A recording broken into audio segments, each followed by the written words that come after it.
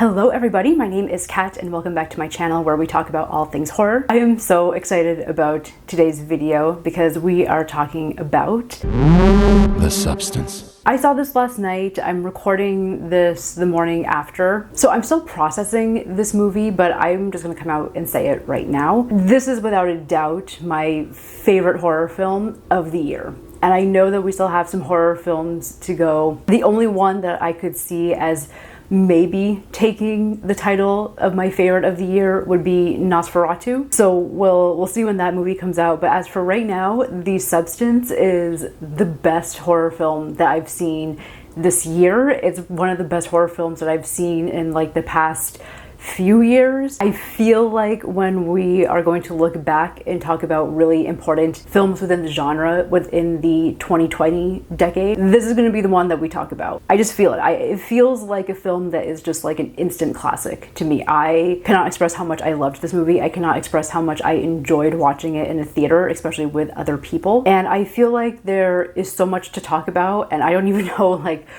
where to begin this conversation. This is going to be one of those films where I go back and revisit it at some point. There is so much that happened in this movie. I left the theater last night and was just like, I don't know how to begin to process everything that I saw. So I'm just gonna give like a general review reaction, talk about the things that I enjoyed. I am going to be getting into spoilers for most of this review just because I feel like it's hard to really get into what I liked about this movie and why I think it worked so well without talking about spoilers. I'll just say off the bat here, like if you haven't seen this movie yet, go out into a theater and see it. Yes, I do think this is one that you should go to a theater to see. I do think it is one of the very few films of this year that actually lives up to the hype that it's getting. If you are a fan of body horror, there is so much here for you to enjoy. I think this is one of the best like body horror films that we've gotten. I feel like this even beats like the last David Cronenberg movie that we got, what was it, Crimes of the Future, which is probably sacrilegious to say, but I think it's true. There were so many scenes in this movie where I was cringing. I could see the people in the audience cringing. And the sound design in this film is like, it just gets you like all close up in there with the bodily noises and the squishes and the snaps and the pops. There's one scene in particular with Demi Moore's character where she is trying to, realign a certain part of her body, and the sounds of this thing, like it was just so like everyone in the audience was cringing at that moment. It is a very visceral experience. You will get something out of it. It's a beautiful film to look at. It has a sense of style. Demi Moore, Margaret Qualley are great. Dennis Quaid is amazing in this film. He's just playing this like sleazeball film executive producer guy, and it's funny, it's sexy, it's horrifying. There's a lot of like psychological stuff happening with it. It does homages to all of our favorite horror directors, whether that's Carpenter, Kubrick, Cronenberg, Lynch. I cannot say enough good things about this movie. And the writer, director, and I believe editor, one of the editors, I always butcher her last name. I am so sorry. Coralie Fargeat. I really loved her previous film, Revenge. I was lucky enough to be able to attend Sundance when that premiered at the midnight section, and that's like to this day still one of the best experiences that I've had watching a movie with an audience. She is someone that I feel like very much has her finger on the pulse of like what the midnight audience crowd wants. And she's very good at taking these like sub-genres of horror and flipping them on their head, flipping the gender dynamics on their head, while still being a hell of a lot of fun and still being very gory. To me, I feel like when we're talking about like the great contemporary horror filmmakers, whether that's the Ari Asters or the Robert Eggers, I feel like we need to be including Coralie in these conversations from now on, because I feel like with Revenge and The Substance, like she is proving herself to be one of our most competent contemporary horror filmmakers. And yes, sorry, but I do have to say that as a woman, it just makes me really excited that we do have a female director in this space that is really pushing the boundaries and is not afraid to be making these outrageous films and really pushing the boundaries of, again, like sexuality on screen, violence on screen, working in these subgenres that have typically been occupied by male directors, and again, just kind of flipping those tropes around and trying something new, and yes, giving it a more I guess, feminine point of view. I just love this woman so much. She is one of my favorite modern filmmakers. All that being said, go see The Substance. Don't have it spoiled. I think this is one of those films where it's like the less you know about it going in, the bigger of an impact it'll have on you. So the rest of this video will contain spoilers starting right now. Again, where to start with this film, because there's just so much to say, I feel like. I guess I'll just start with the acting, right? Let's start with Demi Moore, who is incredible in this movie. My friend and I that I saw this with, we were looking up her filmography after the movie was over. We kind of came to the conclusion that The Substance is like really one of the best films that she's done throughout her entire career. She's really going all out for this role, and you can tell that she is definitely pushing herself to be in these very uncomfortable spaces, whether that's just her character's mental state or like the actual physical transformations that she has to go through in this movie. She's incredible and she sells it so well, and watching it, it really felt like there was something about this role that kind of freed her a little bit. You could tell that this was a character where she was able to go all out, and it was a character where obviously like beauty and beauty standards are a big part of the overall narrative and theme here. And Demi Moore is obviously one of our most like beautiful actresses. I mean, she's what, 61 now, and she still looks incredible. But she's obviously been an actress who has been known for her beauty and has been celebrated for it. And so I think given some of like the themes of this film, this just felt like a role where she was kind of able to strip that all away a little bit and go like really crazy and really just dive deep into the torture psychology of this character and really go all out. I guess maybe to say there was something about the performance that felt almost cathartic for her, and you could kind of feel that as an audience as well. And I was not expecting them to go as heavy with the like prosthetics and the body horror with her character as they did, but again, it was pleasantly surprising. And yeah, it was kind of a blast to take Demi Moore, who's starting off as very beautiful and glamorous, and then just watching this like slow transition into this very grotesque monster. Like it really did evoke something of like Cronenberg's The Fly, where it's like part of the tragedy is just watching this perfectly normal, beautiful human being that sabotages themselves so much that they literally just become this like completely grotesque creature by the end of it. I really enjoyed Margaret Qualley's performance as well. I feel like you can just kind of like see in her facial expressions and just the way that she's experiencing the world. You can feel her struggle and you can sympathize with her in terms of just her desire to, you know, be this starlet and be young and hot and just like enjoy life. And of course the whole thing with the substance is that once you take it and you kind of split off into this better version of yourself, you have to keep a balance between your old version and your new version. And of course the new version doesn't want to go back to the olds, because why would they? They're new and better and life is great. So I think what works about this film is that you can feel the struggle of both characters. You can definitely sympathize with both of them. I feel like I could totally understand Demi Moore's character and this desire to feel young again and have the chance to maybe do things that you stopped yourself from doing in your youth. But then also understanding Margaret's character, Sue, living this grand life, living this grandiose life of fame and money, and then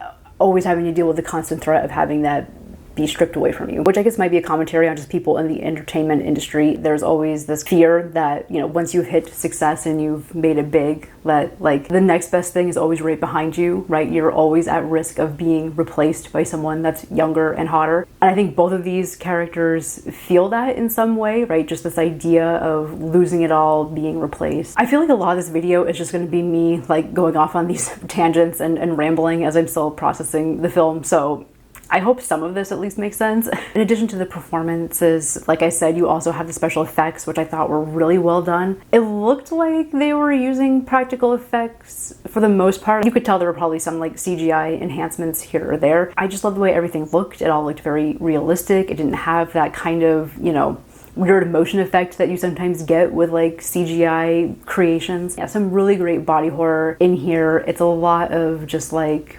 rotting flesh. It's a lot of oozing wounds, bruises, and just weird growths coming out of people. Again, I already like mentioned it, but the scene with Demi Moore after she like comes back and Margaret's character has not been keeping the balance, as they call it, and so Demi Moore's character is just getting literally the life sucked out of her and it's just becoming more and more grotesque.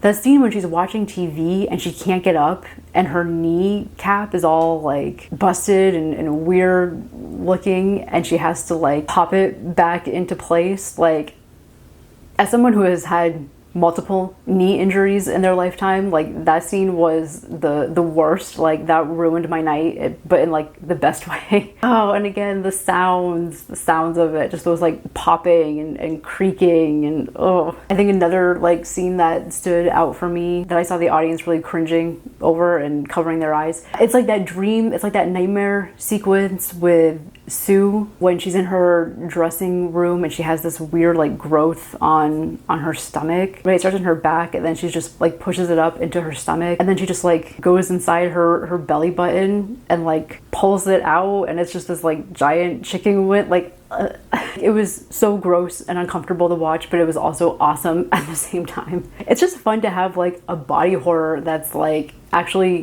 going for it and actually being like a body horror movie and not just like tiptoeing around it. Like, I feel like we've gotten a few films in the past few years that have tried to incorporate some kind of like body horror element into the narrative, but I feel like they just don't go that far with it. I feel like it always is, you know, the typical stuff of like, oh, the teeth falling out and the nails coming off. And to be fair, like The Substance has that as well. Like, we definitely have those moments in this movie. I think the difference is that The Substance at least earns that moment, and the body horror isn't just that, right? It keeps topping itself. Even before the teeth falling out and the nails, like, you have other weird stuff, you have other weird bodily stuff happening, like that scene I just mentioned. I feel like films that try to incorporate the body horror stuff, it's like these little moments that, you know, or maybe one scene and then it's like they forget about it for the rest of the film, right? And then it's no longer a body horror. They just wanted the body horror for like one quick, easy moment of gore and scares, where I feel like this film is like an actual traditional body horror in that it constantly builds on itself. It never just like stays in one place, and it's very much incorporated into the narrative, and it's very much an important part of the narrative and where these characters end up by the end of the film. I think too, the way that the film keeps like topping itself, I think that helps keeps the movie fresh and keeps it from getting stale. This is a 2 hour and 20 minute movie, and you know, I'll be honest, by like the third act, by like the last 30 minutes, like I was definitely feeling the length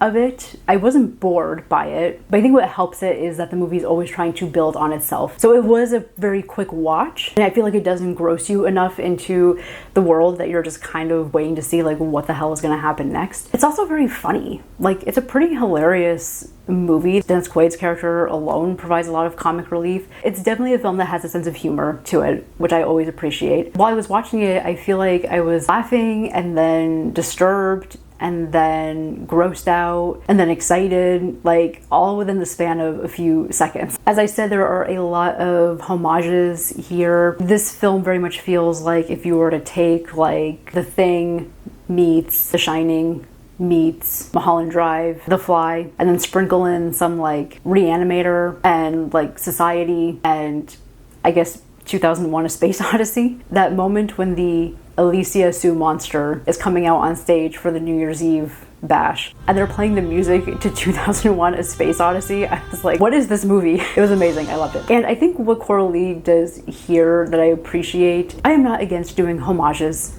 to films. I understand the urge to want to homage your favorite films that have inspired you. And I think the difference between like a good homage versus something that can feel kind of hokey is whether or not your homage is sticking within the environment, the world of the film, the narrative that you've created. For example, in The Substance, you have several moments where you see characters going into these locations, right? You have like the Hollywood production studio, and it's just this long hallway, the walls are red, the carpet is kind of orange and red and has a weird pattern to it. It's very much evoking something like the Overlook Hotel from The Shining. To me, like, I feel like that's a good homage because I can see visually like what you are trying to evoke. And again, that's all in the color schemes, that's all in the camera angles, that's all in like the blocking of the actors as well. Like, I can look at it and be like, yep, that's a Kubrick reference. But it's not like copy pasting specific scenes or scares from The Shining and using that as a way to, you know, try to help tell its story. Just because a scare or a certain moment worked in one film, it doesn't mean that's necessarily going to work in another film. Coralie is doing her own thing here, right? She's creating her own environments, she's creating her own like scares. And yes, I'm not saying that like this film is reinventing the wheel of cinema by any means, but she's at least trying to do something original here and using the inspirations in a very like creative way to help tell the story in a way that feels natural to the world that is being presented. There are definitely like moments throughout the film, right, with like the monster creature at the end, and it has all these like weird like faces on it, right? You just see like eyes and teeth. That very much felt like a very clear homaging to something like The Thing. But I think that worked because it was there, but it wasn't like calling attention to itself. Like that wasn't the main focus or the main like scare of that scene, right? Like, yes, it was there, and if you caught it and you recognized it, great. So I feel like that's what good homages do. They are seamlessly incorporated into the world of the story. They don't call that much attention to themselves. I also really enjoyed the themes of this movie and just what it was exploring. Yes, obviously this is a movie that's talking about beauty standards, specifically around the pressures that are put on women to remain looking youthful. However, I feel like you could also kind of take all of that away and it would still be a story about this, culture that we're in, where it's like, you always have to be better. This great thing that you did, that's not enough. You have to constantly like reinvent yourself. You have to constantly like outdo yourself, always, wanting to look better, have more money. We put so many expectations on ourselves. So I feel like the film was also commenting on that as well, right? Of just this idea of the pressures that society puts on us to always be better or want to be better, and how that is really detrimental to one's mental health, which then leads into the whole like wellness industry and the whole idea of like, okay, well, use this, product and make yourself feel better. You'll become the person you want to be if you just have this like product. I was kind of getting like Ozempic vibes or I don't know, I mean, it doesn't have to be that specifically, but just kind of anything that we have, right? And here in America, for sure, we have a quite large pharmaceutical industry. But yeah, just kind of commenting on this idea of like, okay, take this pill, take this vitamin, use this shampoo, wear this makeup, whatever, to make yourself be better, younger, hotter, and of course the overall message here being that like, that's not going to help you feel better about yourself. Like the only thing that's going to help you feel better about yourself is self-acceptance, self-love. And if you don't have that, and if you are just constantly striving to live up to society's standards, then yes, a constant pursuit of that is going to leave you unhappy. I mean, maybe you could even read the like grotesque monster at the end of this thing as a manifestation of just all of that like psychological burden that we put on ourselves of always striving to be what society tells us to be. One of my favorite scenes within this movie is the scene where Demi Moore's character is becoming very old and haggard looking. She has the crazy like gray hair going on. Definitely a homage to all the like hagsploitation movies. I loved this moment so much. Again, this was like one of those scenes where it felt like Demi Moore was really just like going all out. But I think what was so like striking to me about this film and what I really enjoyed about it is, again, this commentary of how trying to maintain these unrealistic expectations that society will put on people, and yes, specifically women, how trying to attain that can actually turn you into the person that you don't want to be. I feel like in horror cinema, when we see older women, they do tend to be these very erratic, very unattractive characters. And usually when we experience these kinds of characters, we're experiencing them through some sort of male character, right? I think oftentimes, and there's so much film theory on this if you want to like go down a rabbit hole, these kinds of women characters often are projections of, you could say, male fears, but I think even just society fears in general around like getting older. They very much are like symbolic of death. And so I find it so fascinating here that, you have Demi Moore's character who is, again, starting off as, yes, an older woman, but still incredibly beautiful, still incredibly classy. She still has a career. She still has people who admire her. And it's like her greatest fear is being seen as one of these like old hag characters that we're so used to seeing in like pop culture, for example. example, that in her pursuit of doing whatever she can to avoid that, she does end up becoming the thing that she was fearing the most. I was almost reading the message of like trying to give in to maybe patriarchy, or again, just these kind of societal ideas is the thing that's going to force you to become the thing that you're actively trying to avoid. Whereas like if she had just kind of accepted what was happening and maybe forged a new path for herself and realized that she still was very beautiful, maybe she would have had a different ending. It was funny because like watching the film, there were times where I felt like I was getting so frustrated at Demi Moore's character, because I was like, forget the creepy guys at the production office, like go forge your own path, girl, like, you know, start up a YouTube channel. She's like a fitness instructor in the film. It's like, start doing fitness on YouTube, right? Build your own empire. It doesn't happen, so the movie can make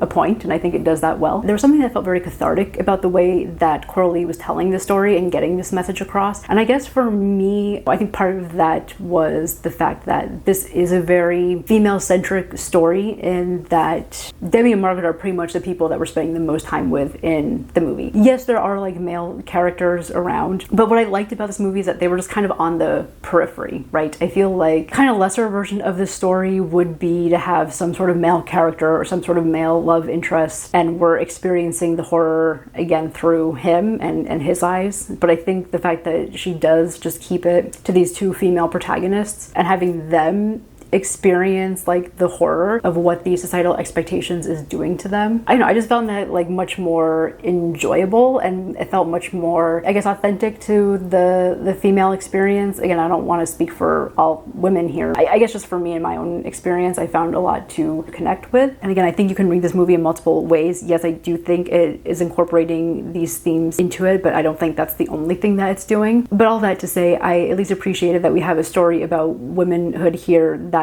felt like it was authentically being explored through the perspective of two women. I loved the scene where just the whole like monster sequence at the end, that final 30 minutes. Again, I was not expecting the film to go in that direction. And my favorite moment was when the creature was on stage in front of like all of these Hollywood people for the New Year's Eve party. And again, these are all like industry people that have like commented on like the character's looks before, and you know, just said kind of misogynistic things throughout the movie. And so the point where it's like the creature is just like presenting herself and the audience is horrified, and then she just like throws up a boob and just like falls on the stage.